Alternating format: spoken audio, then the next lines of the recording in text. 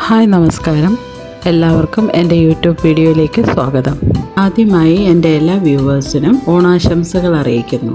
ഇന്ന് ഞാൻ ഉണ്ടാക്കാൻ പോകുന്ന ഓണവിഭവം ചെറുപയർ പായസമാണ്. പരിപ്പും സാമ്പാറും കഴിഞ്ഞാൽ പിന്നെ സദ്യയ്ക്ക് വിളമ്പുന്നതാണ് പായസം. ഞാനിവിടെ 500 ഗ്രാം ചെറുപയർ പരിപ്പ് എടുത്തിട്ടുണ്ട്. ഏകദേശം 500 ഗ്രാം ശർക്കരയും എടുത്തിട്ടുണ്ട്. ആദ്യമായി കുറച്ച് വെള്ളത്തിൽ നമുക്ക് ഈ ശർക്കര ഇട്ട് തിളപ്പിക്കാൻ വെക്കാം. എപ്പോഴും ശർക്കര ഉരുക്കി അരിച്ച് വേണം പായസത്തിൽ ഒഴിക്കാൻ. ഇനി നമുക്ക് പരിപ്പിനെ ചെറുതായി വറുത്തെടുക്കാം. പരിപ്പിൻ്റെ കളറ് ചെറുതായി ഒന്ന് മാറുന്നത് വരെ നമ്മൾ ഇത് വറുക്കേണ്ടതാണ്. വറുത്ത ശേഷം ഇത് നന്നായി കഴുകി നമുക്ക് വേവിക്കാൻ വെക്കാം.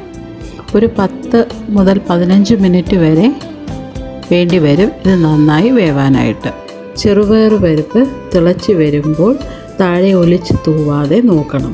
ചെറുതായി ഒന്ന് ഇളക്കി കൊടുത്താൽ ആ പത അങ്ങ് സെറ്റായിക്കോളും.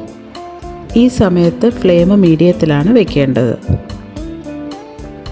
ഇപ്പോൾ ശർക്കര നന്നായി ഉരുകിയിട്ടുണ്ട്. ഞാൻ അതിനെ ഇവിടെ അരിച്ചൊരു പാത്രത്തിൽ വെച്ചിരിക്കുകയാണ്.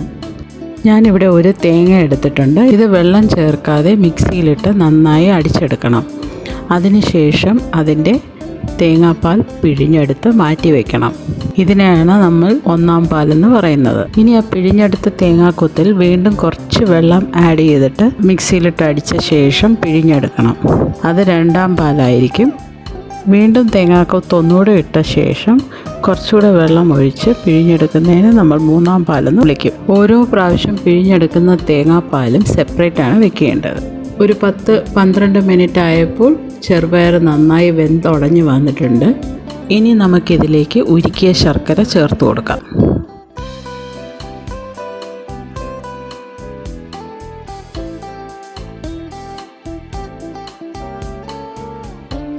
ശർക്കരയും ചെറുപയറും നന്നായി മിക്സ് ചെയ്ത് ചേർക്കേണ്ടതാണ്.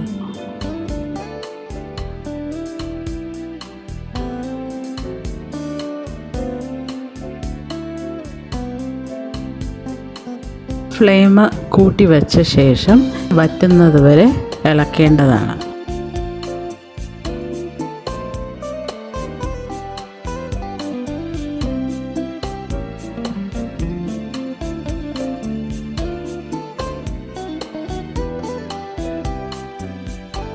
ഇപ്പം നമ്മുടെ മിക്സ് ചെറുതായി ഒന്ന് കുറുകി വന്നിട്ടുണ്ട്. ഈ സമയം നമുക്കിതിൽ 2 ടേബിൾ സ്പൂൺ നെയ്യ് ഒഴിച്ചു കൊടുക്കാം.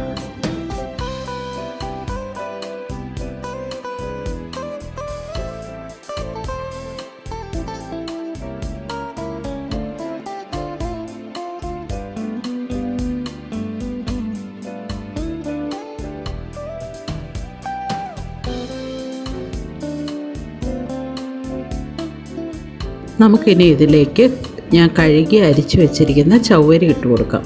വീണ്ടും നന്നായി ഇളക്കി നന്നായി കുറുകി വരണം.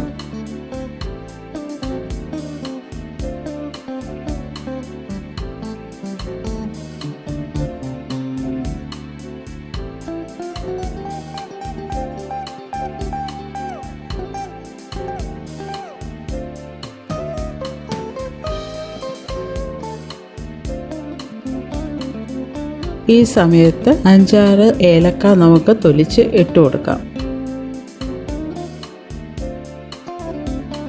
നന്നായി കുറുകി വരുമ്പോൾ അതിലേക്ക് നമ്മൾ ഏറ്റവും അവസാനം പിഴിഞ്ഞെടുത്ത പാല്, അതായത് മൂന്നാം പാല് ഒഴിച്ചു കൊടുക്കണം.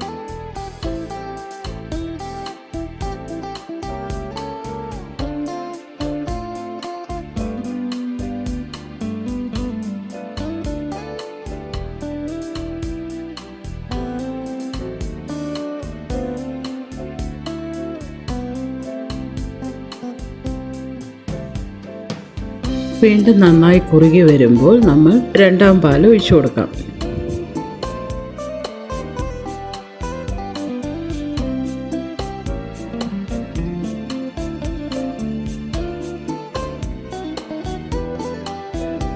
വീണ്ടും നന്നായി ഇളക്കി നല്ല വരുമ്പോൾ ഒന്നാം പാൽ ഒഴിച്ചു കൊടുക്കണം. വെള്ളം ചേർക്കാതെ പിഴിഞ്ഞെടുത്ത പാലായതുകൊണ്ടാണ് നല്ല കട്ടിയായിട്ടിരിക്കുന്നത്.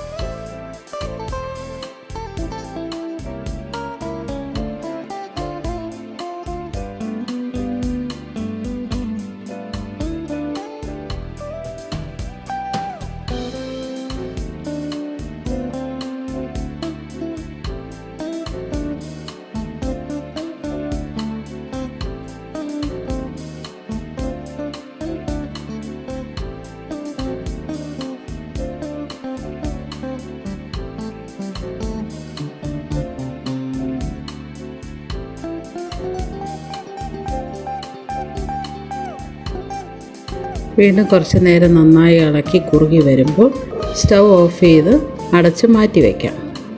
ഇനി അടുത്ത സ്റ്റെപ്പ് കാഷ്യൂനട്ടും തേങ്ങയും കിസ്മിസും ഫ്രൈ ചെയ്തിടുന്നതാണ്.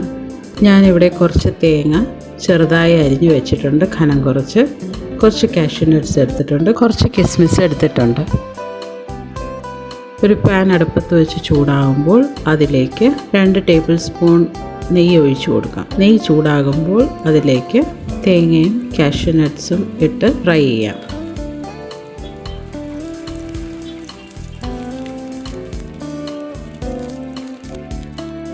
അത് ഒരുവിധം ഫ്രൈ ആയി വരുമ്പോൾ അതിലേക്ക് ഗ്രേപ്സ് ഇട്ട് കൊടുക്കാം.